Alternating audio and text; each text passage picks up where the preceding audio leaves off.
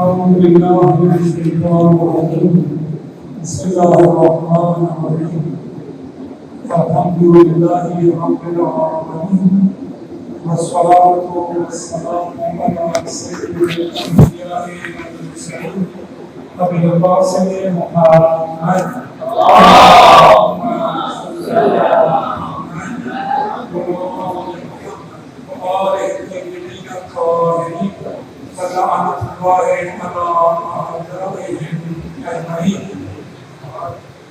أما بعد قال الله تبارك وتعالى في كتابه المجيد أعوذ بالله من الشيطان الرجيم يا أيها الناس اعبدوا ربكم الذي خلقكم والذين من قبلكم لعلكم تتقون. صدق الله العلي العظيم. ایک سلام اللهم صل على محمد وآل محمد. انشاءاللہ 15 سے 20 منٹ کے اندر جو ہے وہ میں آئے وہ میں انشاءاللہ کوشش کروں گا کہ میں اپنی گفتگو کو 15 سے 20 منٹ کے اندر ختم کر دوں. تاکہ صبح 10 بجے پر 10 انشاءاللہ ختم کروں گا. آپ یہ سوال کریں. اللهم صل على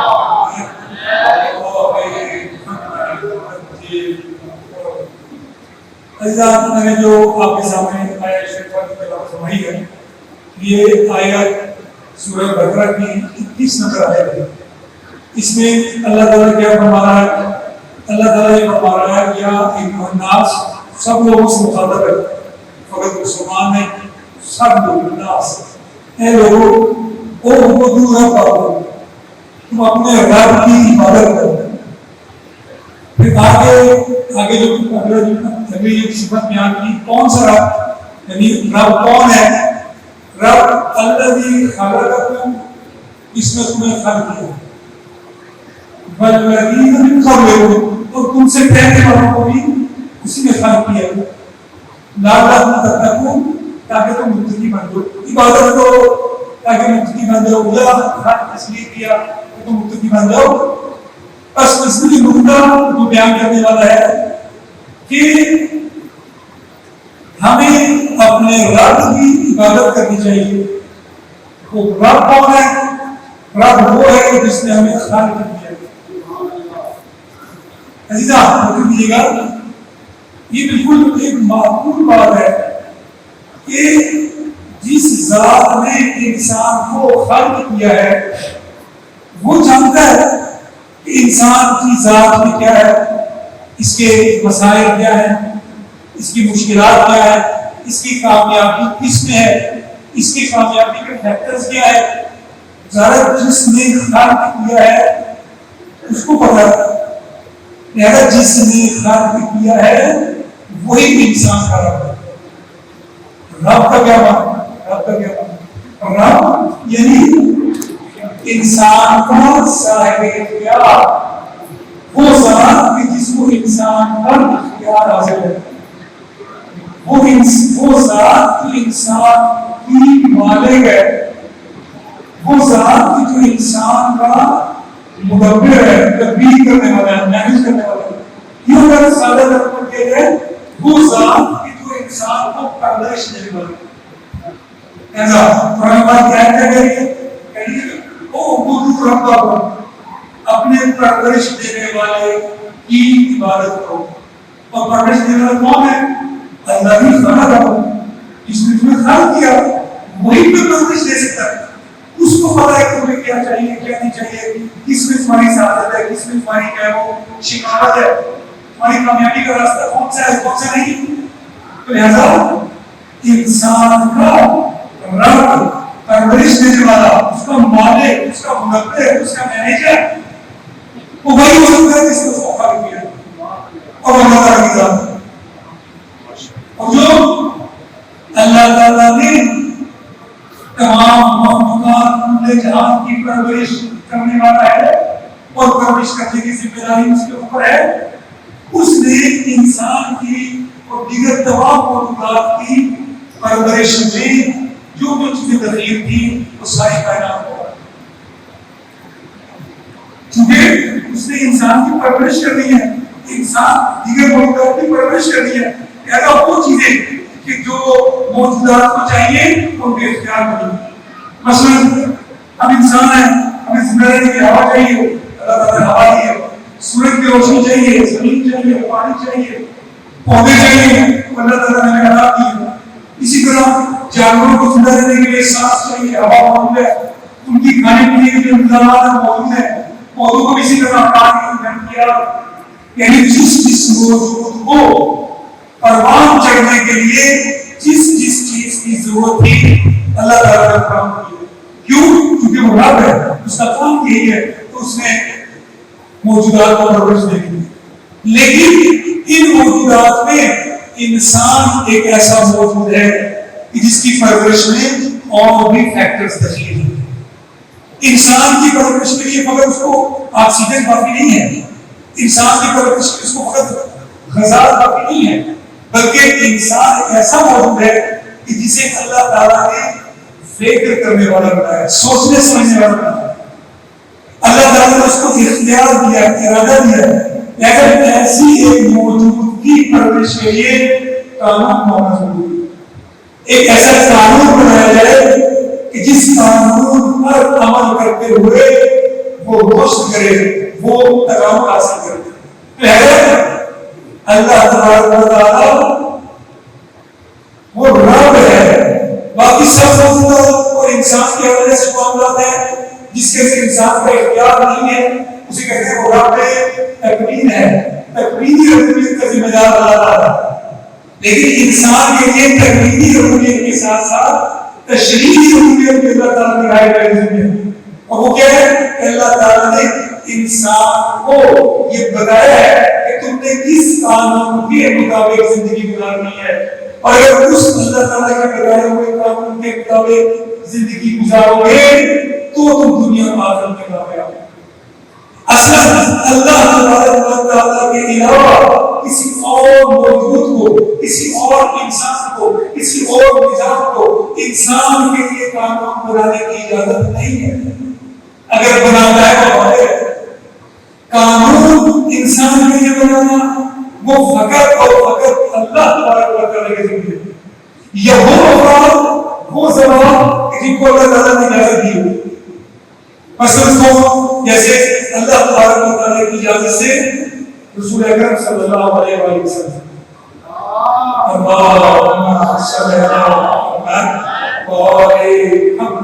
رسول اکرم کو اللہ تعالیٰ کی طرف سے اجازت ہے کہ وہ انسان کے لیے کام بنا سکتے ہیں. یا رسول خدا کے بعد رسول خدا کی اجازت سے ہمارے بھائی 12 ائمہ علیہ السلام ہے کہ جو انسان کے لیے کام کر سکتے ہیں، کیونکہ اللہ تعالیٰ نے ان کو اذن دیا ہے، ان کو اجازت دی ہے. اور ان کا جو قانون ہے وہ اللہ تبارک و تعالیٰ کی بتائی ہوئی باؤنڈریز کے اندر ہے. تو لہذا اگر اللہ تبارک و تعالیٰ کی اجازت نہ ہو، اللہ تبارک و تعالیٰ کے اذن کے بغیر اگر کوئی انسان، کوئی ملک، کوئی نظام، کوئی مملکت انسان کے لیے قانون بنائے، یہ الہی نظام اس قانون کی کوئی ارزش ویلیو نہیں ہے. چونکہ اللہ انسان کا رب ہے، اس کے بنائے ہوئے قانون پر عمل کر کے انسان پرورش ہوگا، تکامل حاصل کرے گا. اگر قانون اگر کوئی بنا سکتا ہے تو وہ اللہ تبارک و تعالیٰ کی ذات ہے، اور اللہ تبارک و تعالیٰ کے اذن سے وہ زبان مقدسات کے جن کو یہ اذن ملا ہوا. سوال ائمہ علیہ السلام تو 11 ائمہ میں شہید ہو گئے. 12 امام زمان علیہ السلام وہ مشکلات اور ممالک میں سے خیبر میں کیا کیونکہ خیبر کے زمانے میں اللہ تعالیٰ نے، رسول خدا نے، ائمہ علیہ السلام نے کوئی نظام بنایا کہ ہماری خیبر میں کیا کرنا؟ جواب حضرت بتایا ہے، اہل بیت علیہ السلام نے بتایا ہے کہ ہماری خیبر کے زمانے میں آپ نے کس کے قانون کی پیروی کرنی ہے. کون شخصیت، کون ذات ہے کہ جو حکم کرے گا تو اس کا حکم ہوئے ایسے ہی ہے ایسے امام معصوم کا حکم، امام معصوم کا حکم ایسے ہی ہے ایسے رسول خدا کا حکم، اور رسول خدا کا حکم ایسے ہی ہے ایسے اللہ تبارک و تعالیٰ کا حکم. وہ کون؟ میں آپ کے سامنے پہلے حدیث پڑھتا ہوں امام جعفر صادق علیہ السلام سے، آپ کے سامنے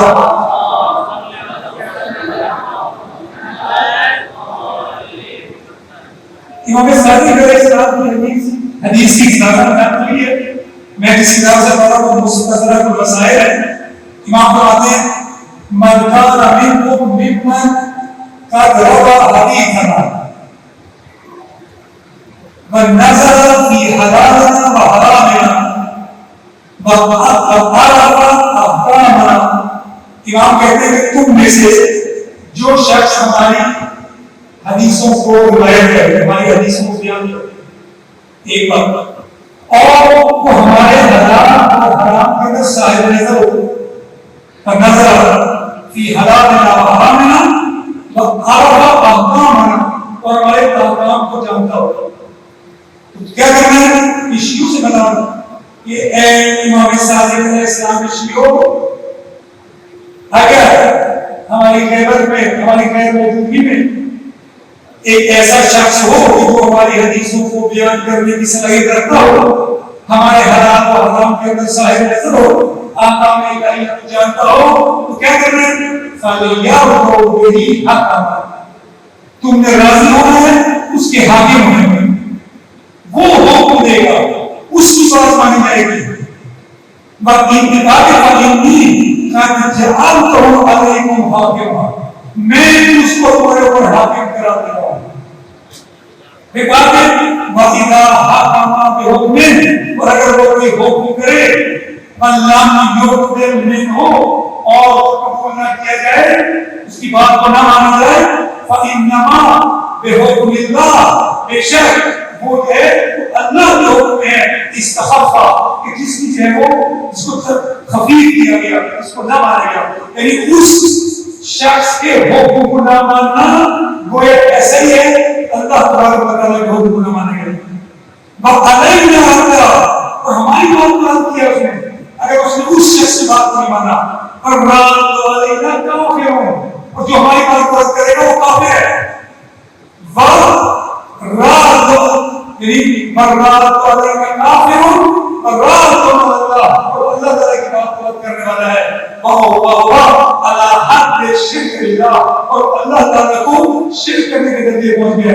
البتہ اللہ کی شرک سے بات شرک کی اعتقادی نہیں ہے، شرک عملی ہے، یعنی عملاً اس نے اللہ تعالیٰ کی بات نہیں مانی، گناہ کیا ہے. لہذا عزیزاً ایسا نہیں ہے کہ امام زمان علیہ السلام کی قیادت میں امام زمان علیہ السلام نے ملت تشیع کو، ملت اسلامیہ کو تنہا چھوڑ دیا، نہیں، اس کا رائے حق ہے کہ ہمارے بعد کون شخص حاکم ہوگا اور کون حکم کرے گا اور کس کی بات مانی جائے گی، وہ کون ہے کہ جو حلال و حرام کے صاحب نظر ہوگا. آج بھی اس طرح میں سادہ بات کروں، وہ بنی فقیر ہے، مرجع فقیر ہے، وہ جو بات کرے گا اس کی بات اللہ تبارک و تعالیٰ کی طرف سے اجازت شدہ ہے، اس کی اجازت ہے. تو لہذا یہ بلی فقیر مرجع فقیر اس کو نہیں ہے کہ ہمارے اختیار میں اس کی بات ماننے نہ درست ہے، انسان صاحب اختیار ہے، لیکن جو بلی فقیر کی بات کو نہیں مانتا وہ گویا گناہ کر رہا ہے جو اس سے مخلوق بات ہے. اور بعض زبان مسئلہ جو لوگ کرتے ہیں کہ جی بلی فقیر، آپ کہتے ہیں جناب بلی فقیر گویا آپ کو جائے 13واں امام بنا دیا، امام خمینی کو، امام خامنائی کو، آپ جو وہ ولایت کے لیے مقام میں ولایت کے لیے عزیزہ کا برادر بزرگوار امام زمان علیہ السلام وہ سورج کی مانند ہے، وہ خورشید ہے. اگر رات ہو جائے خورشید نہ ہو، ایک چراغ سے استفادہ کرنا چاہیے کہ نہیں کرنا چاہیے؟ ہم نے یہ لائٹیں جلا کے رات میں ایک کپ آ کے لانا ہے، یہ اہم کھانا ہے. انسان کیا بھی کہتی ہے کہ اگر سورج کی روشنی نہیں ہے تو کسی وجہ سے تو چراغ سے استفادہ کر کے رات میں چلا جائے. مثلا ایک فیکٹری ہو، اس فیکٹری کے مطلب فیکٹری کا مالک ہے، وہ فیکٹری کا مالک جو ہے اس کے اپنے نظریات ہیں، اس کے اپنے اہداف ہیں، اس کے مطابق فیکٹری چلا رہا ہے.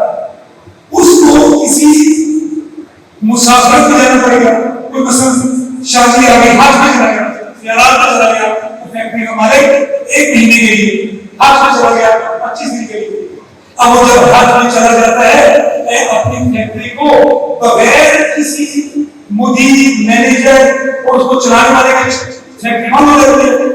ایسا کرتے ہیں بلاخر وہ اپنے ملازمین میں سے کہ جو اس کی فکر کے ساتھ اس کی آداب کے ساتھ جو اس کے لیے قابل اعتماد ہے اس کو بنا دیتا ہے فیکٹری کا رئیس, فیکٹری کا مینیجر, اور باقی سب لوگ ان کے لیے الزامی ہوتا ہے کہ اس نے اس کی بات مانی ہے.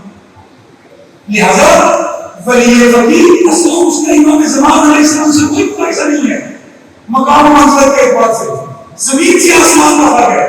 لیکن چونکہ امام زمان علیہ السلام نہیں ہے تو ایک ایسا شخص کہ جو ان کے سب سے قریب ترین ہے, تقویٰ میں, دینی کے اندر, جاننے کے اندر, بصیرت کے اندر, قائدانہ صلاحیتوں کے اندر, لہذا ایسے شخص کو امت اسلام اور امت تشیع کی قیادت کرنی چاہیے کہ نہیں کرنی چاہیے؟ حتماً کرنی چاہیے. انسان ساتھ کہتی ہے بالکل کرنی چاہیے, ضروری ہے, نہیں کرے تو معاشرہ فاصل ہوگا. ولی فقیہ معصوم نہیں ہے, خطا کر سکتا ہے, امام معصوم ہے. ولی فقیہ کے پاس علم لدنی نہیں ہے, اللہ تعالیٰ کا دیا ہوا علم نہیں ہے, اس کا علم انتصابی ہے. اہل کے پاس علم لدنی ہے. اصلاً جو ولی فقیہ ہے وہ امام زمان علیہ السلام کا ملازم ہے, خادم ہے. خادم جو ہے وہ امام کی طرح, مالک کی طرح ہو ہی نہیں سکتا, ممکن نہیں. لہذا جو ولی فقیہ کی بات کرتے ہیں وہ کسی نئی ہدایت کی بات نہیں کرتے. ہاں ولی فقیہ اگرچہ مقام و منزلت میں امام کے مقابلے میں نہیں ہے, لیکن اس کی بات کی اطاعت امام زمان علیہ السلام کی اطاعت کا برابر ہے. کیوں؟ کیونکہ اس کی اطاعت امام زمان علیہ السلام کے بنائے ہوئے نظام کی اطاعت ہے, اور امام زمان علیہ السلام کا نظام اللہ تبارک و تعالیٰ کا بنایا ہوا نظام ہے. یعنی ولی فقیہ کی اطاعت اللہ تبارک و تعالیٰ کی اطاعت. لہذا یہ مختلف شبہات اور مختلف باتیں ولی فقیہ کے بارے سے یہ سب وساوس ہیں. آپ کسی اہل علم سے بات کریں اور بات سمجھائیں, اور بڑے دلیل کا فائدہ بھی ہے. بات کو سمجھنے میں بہت سارے فائدے ہیں. مرجع دلیل کا کیا فائدہ ہے؟ بہت سارے فائدے ہیں. ایک فائدہ اپنا کر دو, اگر ولی فقیہ اور مرجع دلیل کسی ملت کے اندر موجود ہو تو استماع اور مستقبلین اور وہ لوگ جو ملتوں کو غصب کرتے ہیں ان کے پاؤں گاڑ کی رابطی کی بات تو بعد میں, رابطی سے 100 سال پہلے اور 150 سال پہلے تقریباً وہی زمانہ ہے جس زمانے میں برطانیہ نے بر صغیر کا پر ایک قبضہ کیا. طریقہ کار کیا تھا, طریقہ کار پاکستانی بڑے اچھی معلوم ہے, کتابوں پڑھی ہے.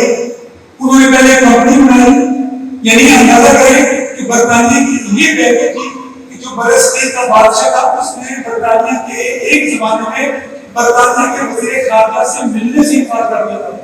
اس کو ایک گھنٹے کا لیٹر دینے سے انکار کر دیا کہ ہماری بیٹی نہیں, ہمارے بھائی بہت بڑا ہے کہ تم جیسے بندے کو لیٹر دے.